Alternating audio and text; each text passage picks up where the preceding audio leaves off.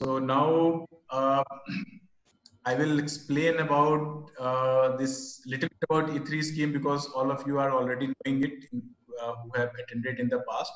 But just to reiterate, and then I will also go into how to apply for this expression of interest. So energy efficient enterprise certification scheme. So यह जो scheme है, so जो भी brick manufacturing enterprises हैं and वो एक certain level से कम अगर एनर्जी कंजम्पशन कम कर रहे हैं, ऊर्जा की खपत कर रहे हैं कम, तो उनको ये एक certification bureau of energy efficiency की तरफ से दिया जाएगा. तो एक तो उन्होंने कुछ एफर्ट किया जिससे उनकी एनर्जी कंजम्पशन कम हुई एंड उसका उनको बेनिफिट मिल रहा है. बट इसके साथ उसी को रिकॉग्नाइज करने के लिए एक उनको मतलब अलग रिकॉग्निशन मिल रहा है through this certificate. And then there will be lot of initiatives on developing the market, so that जो भी आप प्रोडक्ट बना रहे हैं E3 सर्टिफाइड इंटरप्राइजेस में, सो उसके लिए एक अच्छा मार्केट हो जिससे कि आपके प्रोडक्ट सेल करने में आपको इजी हो. सो ये दोनों चीजें इसमें साथ साथ समाहित की गई हैं. This both supply side and demand side initiatives are included in this scheme. So, like Manu was explaining, so just to give you an example, many of you have already seen these type of stickers, this star stickers on your appliances. So, जो भी आप TV, fridge, air conditioner खरीदते हो, तो उस पे आपको star rating होती है जो कि ब्यूरो ऑफ एनर्जी एफिशिएंसी की तरफ से दी जाती है.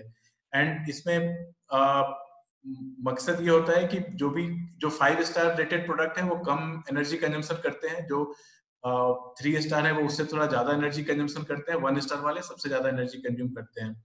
तो इस स्टार रेटिंग का एक पर्पस ये है कि कंज्यूमर जो प्रोडक्ट खरीद रहा है उसको भी आइडिया हो कि वो जो अप्लायंसेस खरीद रहा है उसमें एनर्जी की कंजम्पशन कितनी होगी, उसका इलेक्ट्रिसिटी बिल कितना आएगा, एंड उसका एक एजुकेशन होगा, and so that he always try two by more star rated product, so that उसका जो एनर्जी कंजम्पशन है और जो इलेक्ट्रिसिटी की बिल है वो कम हो सके.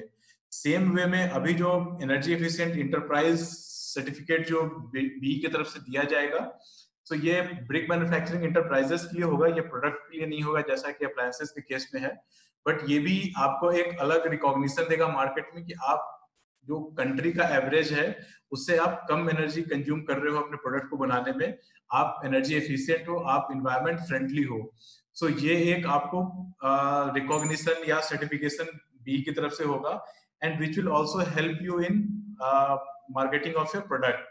And so this is what the concept behind the E3. Now जो क्वालिफिकेशन क्राइटेरिया है, सो ऑलरेडी हम लोगों ने इसको एक्सप्लेन किया हुआ है, बट अगेन सो इसमें 2 पार्ट्स हैं. एक तो कि जो भी इंटरप्राइज इसके लिए क्वालिफाई होगा, सो जो बेसिक रेगुलेशंस हैं सो वो उसको फॉलो करना चाहिए, एंड उसमें कंसेंट टू ऑपरेट सर्टिफिकेट उनके पास होना चाहिए, सॉरी पॉल्यूशन कंट्रोल बोर्ड से. उनके पास माइनिंग परमिट या फिर उन्होंने माइनिंग की रॉयल्टी जो जमा की है उसकी रिसिप्ट होनी चाहिए. सिमिलरली इन्वायरमेंट क्लियरेंस जो state environment impact assessment authority से मिलता है वो होना चाहिए आपके पास, और जीएसटी रजिस्ट्रेशन होना चाहिए. इसमें से हो सकता है कि कुछ रेगुलेशंस किसी स्टेट में या किसी रीजन में एप्लीकेबल ना हो, तो उस केस में आप क्लियरली अपने एप्लीकेशन में मेंशन कर सकते हो कि ये हमारे यहाँ एप्लीकेबल नहीं है, और उसका सपोर्टिंग डॉक्यूमेंट आप अटैच कर सकते हो. तो ये तो रेगुलेटरी कंप्लायंसेस की बात हुई. दूसरी इसमें यह है कि आपका जो एनर्जी कंजम्पशन है वो एक सर्टेन लेवल से कम होना चाहिए, तो आप क्वालिफाई कर सकते हो. सो वो जो सर्टेन लेवल है या जो थ्रेशोल्ड जिसे बोलते हैं specific energy consumption threshold, so that is kept at 1750, और ये मेगाजूल पर मीटर क्यूब में मेजर किया जाएगा आपके सारे इंटरप्राइजेस के लिए. और जो पास्ट में भी हमने एक्सप्लेन किया है कि इसमें बेसिकली ये 2 चीजों पे डिपेंड करेगा. One will be what kind of killing technology and processes you are using. Suppose आप जिगजैग किल यूज कर रहे हो या टनल किल यूज कर रहे हो, या are you using Hoffman kiln, so there will be certain specific energy consumption measured in megajoule per kg for that kiln technology. And then second parameter will be what kind of product you are manufacturing. सो उसकी average density क्या है, आपकी जो total production है BRICS की उसमें average density क्या है, एंड देन अगर आप दोनों को मल्टीप्लाई करोगे सो आपको एक स्पेसिफिक एनर्जी कंजम्पशन का नंबर मिलेगा for your enterprise, and that will be in megajoule पर मीटर क्यूब। वो मेगाजूल पर मीटर क्यूब ऑफ ब्रिक में एक नंबर आएगा, एंड वो अगर 1750 से कम है so then you will qualify for E3 certificate. अगर वो 1750 से ज्यादा है so then you will not qualify. So to give you an example, agar suppose you are using zigzag kiln, so zigzag kiln specific energy consumption is 1.06 megajoule per kg, and you are making solid bricks which density is 1650 kg per meter cube. So upon multiplication it is coming 1749 megajoule per meter cube, so it is less than 1750. So you can so the enterprise which are using zigzag kiln to produce this kind of solid bricks, so they will qualify for E3.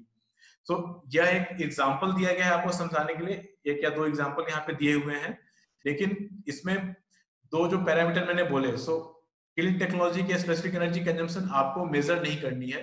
Application form में आपको column में सिर्फ इतना fill करना है कि आप zigzag kiln use कर रहे हो या टनल किल यूज कर रहे हो या हॉफमैन किल यूज कर रहे हो, एंड उसके बेसिस पे एक एवरेज एसएससी के नंबर असाइन किए हुए हैं। आप E3 स्कीम में जब डिटेल में देखेंगे तो वो सारे टेबल दिए हुए हैं, तो वो एक स्पेसिफिक एनर्जी कंजम्पशन का नंबर वहां से आ जाएगा कि आप कौन सा टेक्नोलॉजी यूज कर रहे हो, and then you have to provide information of your products. So product की वेट क्या है, डायमेंशंस क्या है, उसकी डेंसिटी क्या है, so depending and how much you are producing, so total production volume क्या है, सो उसके बेसिस पे एक एवरेज डेंसिटी कैलकुलेट हो जाएगी आपके प्लांट की, and then upon multiplication we will arrive at a final SSC number for your enterprise. तो बेसिकली जो इसमें लेफ्ट कॉलम है जो SSC ऑफ किल्न टेक्नोलॉजी, सो ये आपको प्रोवाइड नहीं करनी है, मेजर नहीं करना है, आपको केवल प्रोडक्ट के डिटेल बताने हैं और कौन सी टेक्नोलॉजी आप यूज कर रहे हो। तो जैसा कि मैंने बताया कि अलग अलग टेक्नोलॉजीज के जो स्पेसिफिक एनर्जी कंजम्पशन है एवरेज नंबर, सो वो ऑलरेडी असाइन किए हुए हैं। सो सपोज कोई सबमिट करता है अपने फॉर्म में कि वो he is using Hoffman kiln, so already 1.70 number will be assigned. Suppose someone is saying that he is using zigzag kiln, so 1.06 will be assigned, and then depending upon the product types and the properties of the product, your average density will be calculated. So वो information आपको provide करनी है अपने form में. So this is just to give you an example, like as I already said that once you tell us that what is your kiln technology, so this second column is deemed specific energy consumption of the kiln technology, so this number will be assigned, and then the threshold specific energy consumption for qualification for E3, so that is fixed at 1750. So in case you are using zigzag kiln, so your average density of your all of the product should be less than 1650, then you will qualify. Similarly, if you are using tunnel kiln, so your specific energy consumption will be 1.4 for the tunnel kiln. So in that case, the average density of your all of your product should be less than 1250 kg per meter cube, then you will qualify. So this table is there just to give you an idea that what should be the average density of your plant so that you will qualify for E3.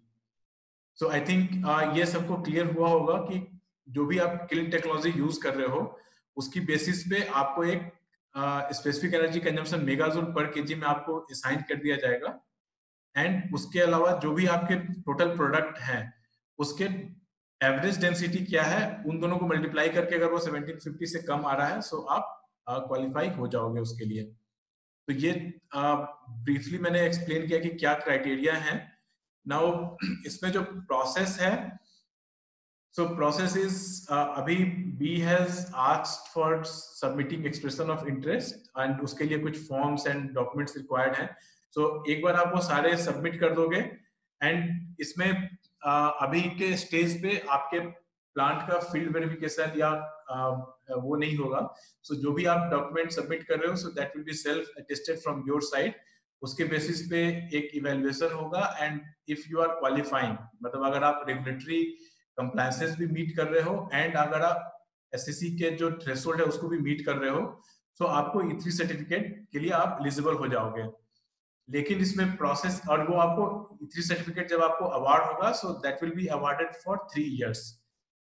इसमें the other condition is ये है कि every year, मतलब annual basis पे आपको अपने plant की third party evaluation करा के वो डेटा बी को सबमिट करना है। सो जो भी आपने अभी एक्सप्रेशन ऑफ इंटरेस्ट में जो भी डेटा आप सबमिट कर रहे हो, वो डेटा आपने सही सबमिट किया है तो उसके लिए थर्ड पार्टी वेरीफाइंग एजेंसीज हैं जिनकी लिस्ट ऑलरेडी बी के वेबसाइट पे और E3 स्कीम में भी डाली हुई है। तो उनमें से किसी को भी आप सेलेक्ट करके और उनके जो फी है वो देकर आप अपनी 1 साल कंप्लीट होने के पहले आप वो फील्ड वेरिफिकेशन करा के और वो आपको बी को सबमिट करना है। सो तो आपकी वो E3 जो सर्टिफिकेट 3 साल के लिए मिला हुआ है वो कंटिन्यू चलता रहेगा।